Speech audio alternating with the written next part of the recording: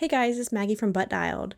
I am bringing you something super exciting to me. It's something I'm super passionate about, and I hope that it reaches at least one person that's going through something right now and helps even the slightest bit. Um, Something that might be a good listen on your way to work or in the afternoon whenever your kids are all in bed and you just want something positive to listen to. Oops.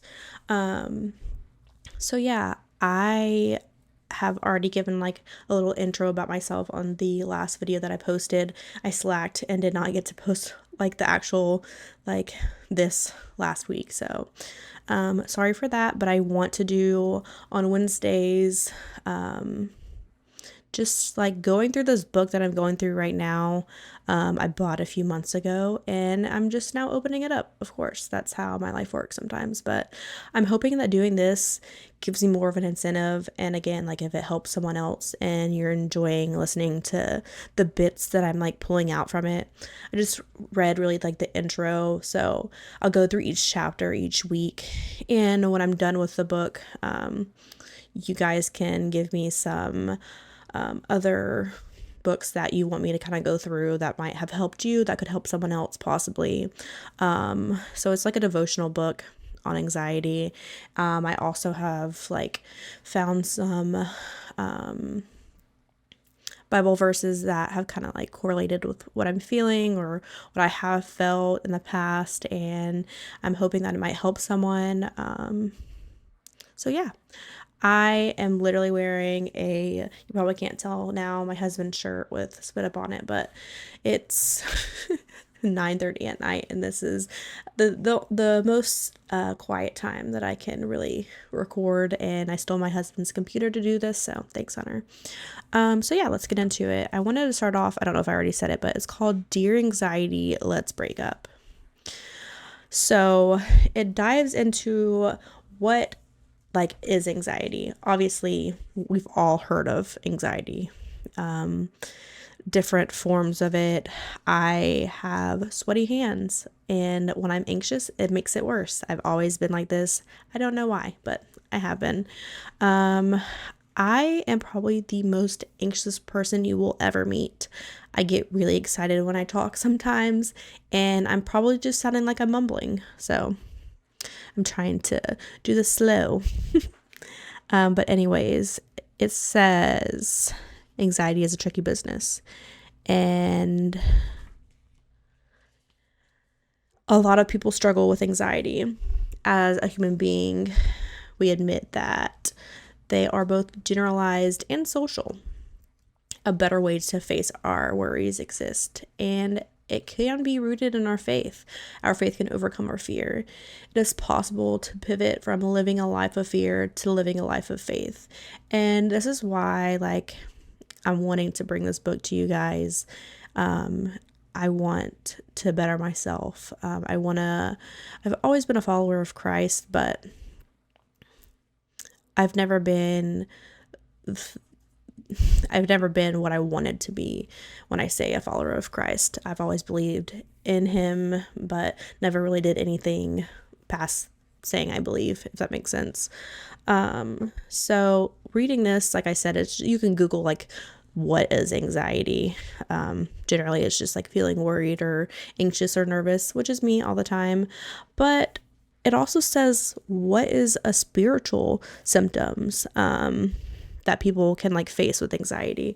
And I've never really thought about this, but it says it can be a loss of meaning in life, a lack of hope for the future, or inability to focus on God or to meditate. If you have anxiety, and have you ever tried to meditate? Because it's not me. I mean, I have tried and my brain will not shut off.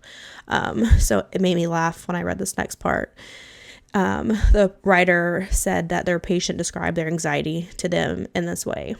It's like having 300 different web browsers open up at once with all the information demanding an immediate attention, and I can't figure out which one to look at first. So your mind's like going 90 to nothing, and you are trying to like, I don't know, just going 90 to nothing, and you can't just stop. But it says at some point some point or another, we all feel anxiety. And then another part of this that I really connected with is to be like mentally well. What even is that?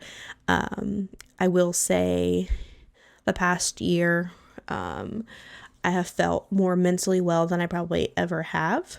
I don't know. I mean, I know a lot has to do with my husband, but I think before a little story time, before I met Hunter, I was in this like path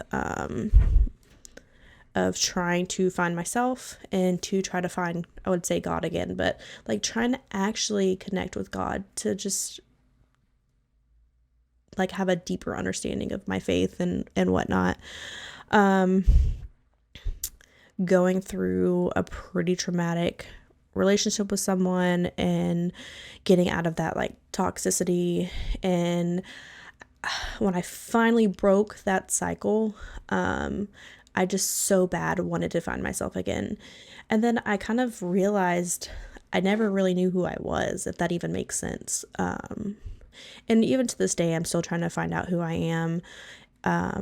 But it took a lot of different things, and I've kind of said in previous podcast and probably the one that you'll hear on Friday, but I said before journaling, and it sounds really corny, but I just got to this point where like I just felt like I was just here. And at one point I didn't even want to be here. And I will say that my daughter is my saving grace. And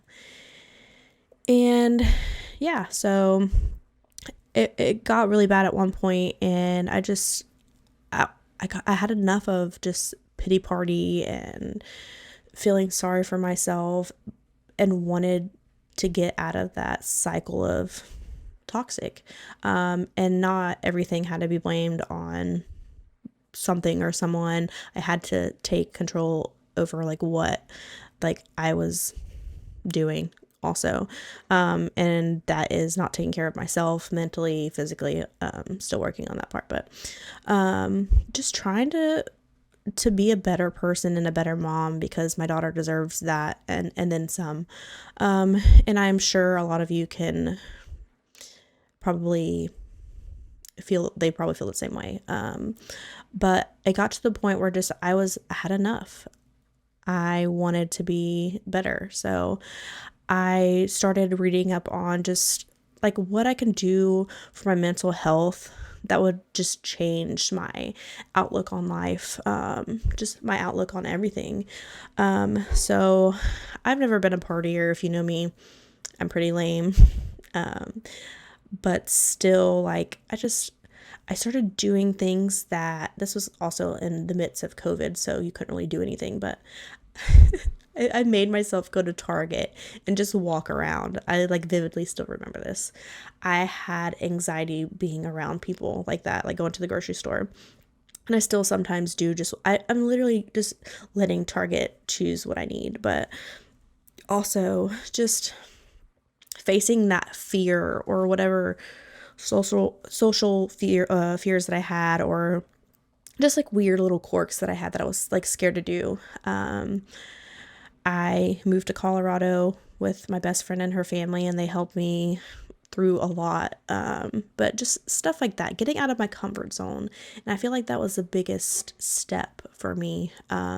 Just doing things that I was scared to do.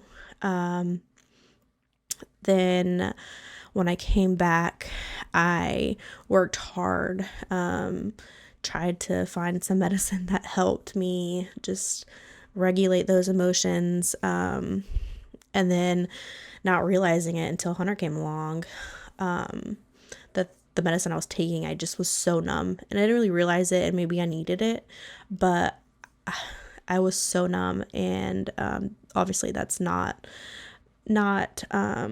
what my daughter needed, but Hunter pulled me out. But it's so crazy, when we had first started talking, we had a lot of the same kind of trauma experiences in relationships. I'm not going to really go in any more but we went through a lot of the same stuff, and I feel like we really connected on that. And it's crazy in that point of time. I was living by myself, I was doing the whole mom thing, and I was succeeding and growing. And a lot of that had to do with my faith. I finally was trying to put time into that, and just going on that spiritual journey. I had bought a book on, like, you're supposed to like write in it daily or weekly or whatever.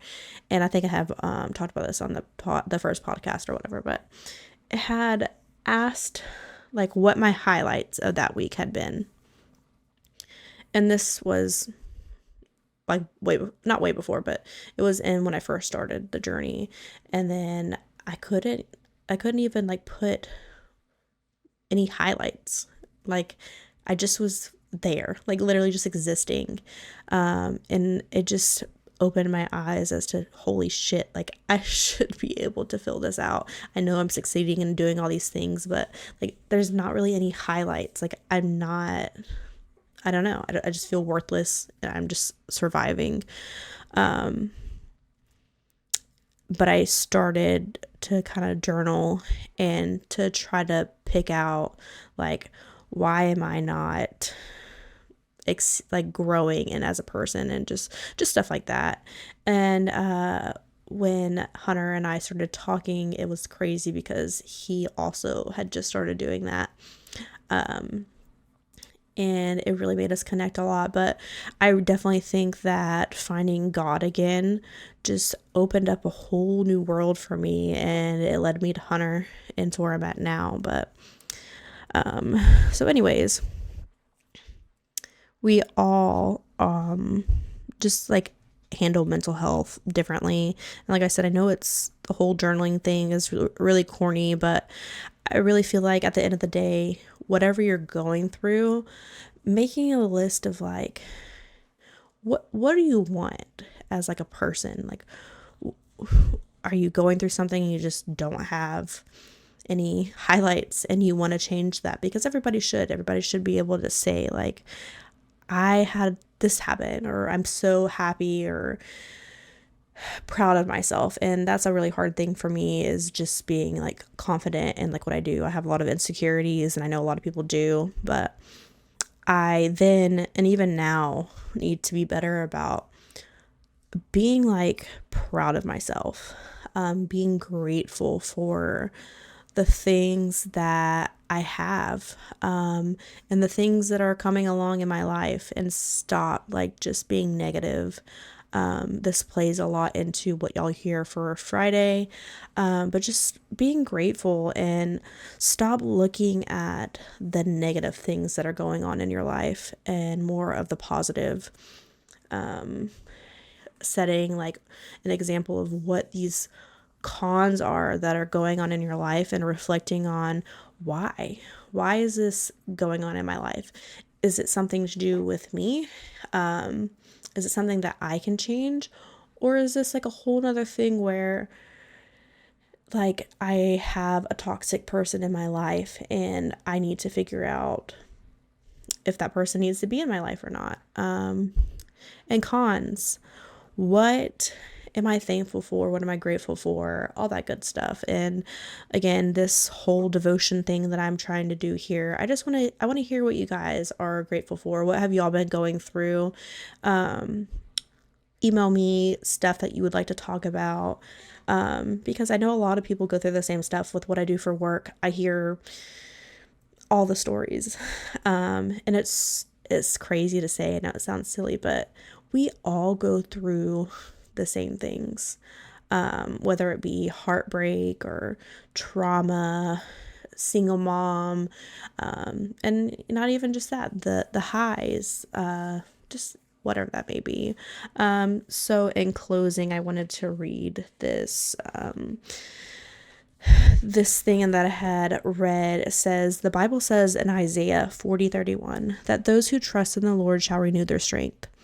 You see, God wants you to know that if you're tired, that if you're exhausted, and if you're depleted and you feel like you cannot go forward and move forward, that as you trust in Him, He will give you the strength to take another step. But as you put your confidence in God, He will give you the capacity and the endurance to keep going, to keep moving forward, and to keep putting one foot in front of the other. Because trusting God believes for the best and hopes for the best. And I have confidence and faith that God will make a way, even when there appears to be no way, and that God will see me through even when I cannot see myself. So this kind of correlated with what I was talking about. And I just hope that anyone that is going through something right now, that you just stop and just ask God to be there for you, and just have the faith that it's going to be okay, because I promise it is. And like I said, I hope that this helped at least one person. And please email any kind of topics that you have, anything that you're going through that you just want to talk about. It can be anonymous. So yeah, thanks for listening in, and I will see you guys next week. Bye.